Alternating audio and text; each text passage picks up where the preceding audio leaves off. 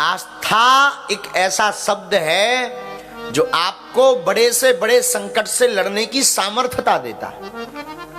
आस्था कोई साधारण शब्द नहीं है। बहुत बड़ा संकट हो, जरूरी नहीं तुम जीतो, पर लड़ने की क्षमता देता है। ईश्वर पर जिनकी आस्था होती है, फक्कड़ भले ही होते हैं लेकिन दम बहुत लगाते हैं। क्यों? क्योंकि उन्हें लगता हमारे साथ भगवान है। और सच भी यही है, जिसका कोई नहीं, जो ईश्वर पर डिपेंडेड है, जो भगवान पर शरणागत है, उसका सिर्फ भगवान है। और भगवान अपने भक्तों की रक्षा करते भी हैं। अगर आपको डिप्रेशन है, बहुत तनाव में है, आप बहुत स्ट्रेस में जूझ रहे हो, आपके घर में कोई बहुत तनाव में हो, उसको तुरंत आस्थावान बनाओ। उसको तुरंत तत्क्षण भगवान से जोड़ो, उसको तुरंत ईश्वर से जोड़ो।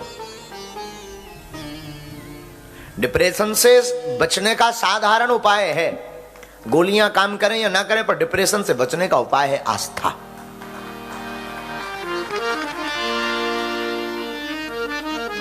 तनाव मुक्त होने का सहज उपाय आस्था है।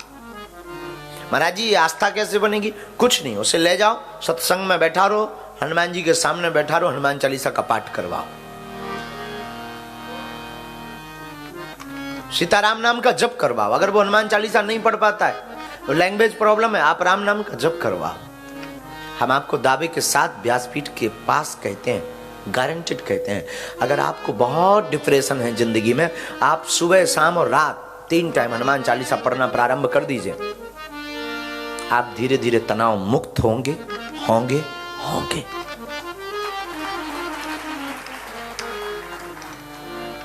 आस्था एक ऐसा शब्द है जो संबल देता है।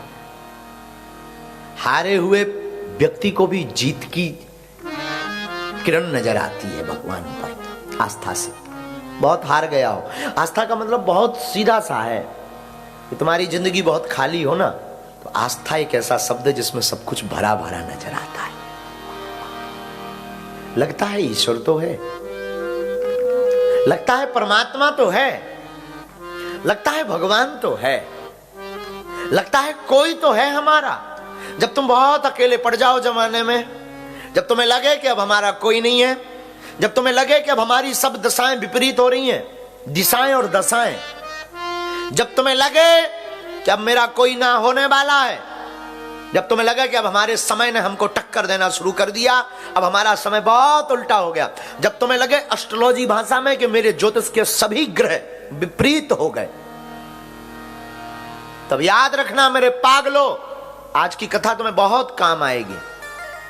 अगर आप ज्योतिष पर बिलीव करते हो तो करो, करना भी जरूरी है, लेकिन याद रखना ज्योतिष में होते हैं नवग्रह। कितने होते हैं? नवग्रह। 9 ग्रह होते हैं जिनको अध्यात्म भाषा में कहते हैं नवग्रह। और मेरे पागल, नवग्रह के ऊपर भी एक ग्रह है जिसका नाम है अनुग्रह। अनुग्रह यानी भगवान की कृपा, अनुग्रह यानी राम की दया। नवग्रह के ऊपर एक अनुग्रह है। नवग्रह विपरीत हो जाए तो घबराना मत, किसी गुरु की शरण में पहुंच जाना, उसका अनुग्रह हो गया तो कोई बाल बांका नहीं कर सकता। किसी बुद्ध पुरुष की शरण में चले जाना, जो बुद्ध पुरुष हो। याद रखना, मैं फिर सावधान करूंगा, बुद्ध पुरुष का मतलब यह नहीं है जो तुम्हारी जेब खाली कराए, बुद्ध पुरुष का मतलब है जो तुम्हारे विकारों की जेब खाली कराए।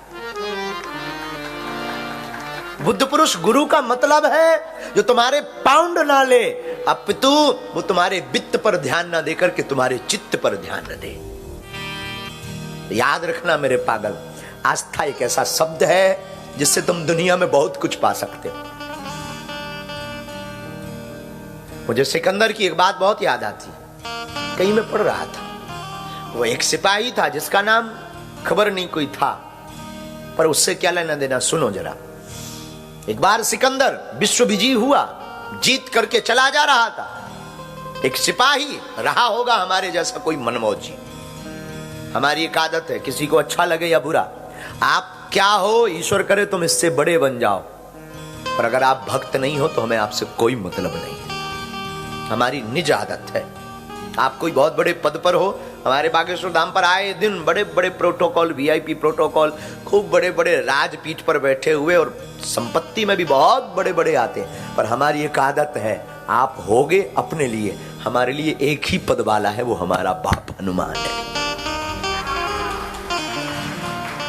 आपकी संपत्ति आपको मुबारक। ना तो अपने राम जी को दान लेना है, न तुमसे कोई हमें प्रमाण पत्र चाहिए, न तुमसे हमें दक्षिणा चाहिए, फिर खाक हम तुम्हारा स्वागत करें। तुम पागल बनकर आओगे, भक्त बनकर आओगे तो दिल खोलकर स्वागत करेंगे। और अगर आपने विचार किया कि हम बहुत धनाढ्य आदमी हैं, हम बहुत अमीर हैं, हम यूएसए में रहते हैं या हम इंग्लैंड में रहते हैं, बहुत बड़े पद पर प्रतिष्ठित हैं, तो वीआईपी प्रोटोकॉल मिल जाए या महाराज जी से मिल जाए तो खाक तेरी ठटरी बरा। तो सिकंदर की एक बात मुझे याद आती, और तुम्हारे काम भी आएगी मेरे पागल। इस कहानी, आज की कथा बहुत अलग है। सिकंदर जा रहा था, एक सिपाही बैठा हुआ कोने पर, कोण में सामने बैठा था। सिकंदर ने कहा, तू मुझे देख करके खड़ा नहीं हुआ, मेरी रिस्पेक्ट नहीं की, तुझे खबर भी है कि मैं कौन हूं? सिपाही मुस्कुरा करके बोला कि मुझे खबर है तुम सिकंदर हो। बोला, फिर भी तू खड़ा नहीं हुआ, तूने रिस्पेक्ट नहीं दी। तुझे पता है मैंने पूरी दुनिया जीत ली, तुझे खबर भी है मैंने कितने देशों को जीता है। मुस्कुराता हुआ वो सिपाही बोला, सुनो साहब, आप होंगे सिकंदर, आपने जीती होगी दुनिया, भले ही तुम मुझे मार डालो, तुमने दुनिया जीती तो तुम अपने आप को सिकंदर मान रहे हो, पर याद रखना तुमने मेरा दिल नहीं जीता है। दुनिया जीती तो क्या खाक जीता, मेरा दिल जीत कर दिखाओ तब तुम्हें सिकंदर मान। ये बात उनके लिए है जो यहां बैठे हैं और सुन रहे हैं। इस बात में जीवन में याद रखना, तुम अपनी जिंदगी में बहुत काम आएगी कि तुम दुनिया भले ही जीत लो पर किसी का हृदय ना जीत पाओ, तो तुम्हारी जीत हार है। उसी प्रकार आस्था में डूबा हुआ व्यक्ति भले ही हार जाता है पर प्रभु की नजर में जीत जाता है,